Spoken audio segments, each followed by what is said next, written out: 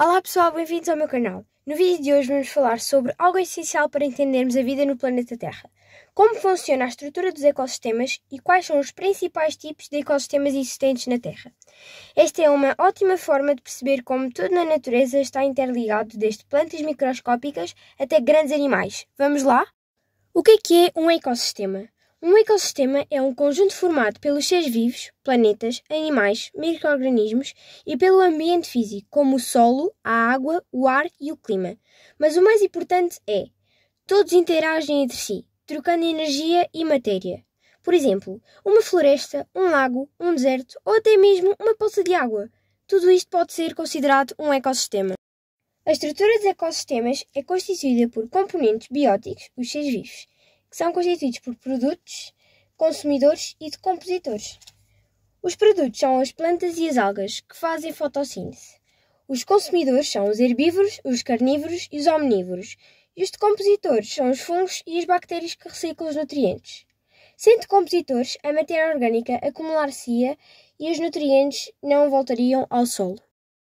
Também existem os componentes abióticos, que são os não-vivos, que são constituídos pelo clima, a temperatura, a luz solar, a água, o solo e os sais minerais. Estes fatores determinam que tipo de vida pode existir em cada lugar. E o fluxo de energia, que é a energia do solo que entra para as plantas e as plantas que são consumidas pelos herbívoros e os herbívoros que são consumidas pelos carnívoros. É uma corrente que nunca volta atrás. E para finalizar a estrutura dos ecossistemas, existem os ciclos de nutrientes, que são a água, o carbono, o nitrogênio e o fósforo. Estes elementos circulam constantemente entre o ambiente e os seres vivos.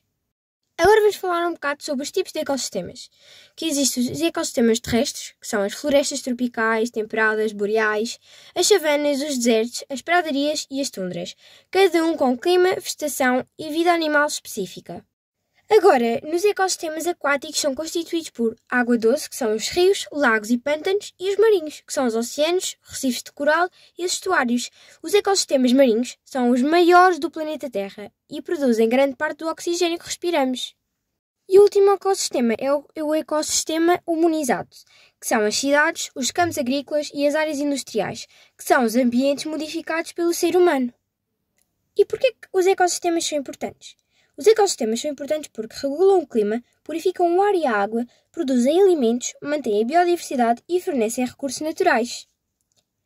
E é isto, pessoal. Hoje vimos como os ecossistemas funcionam e quais são os componentes e os diferentes tipos que existem no nosso planeta. Se gostaste deste vídeo, deixa o teu like, comenta qual ecossistema achas mais interessante e, claro, não te esqueças de subscrever no canal.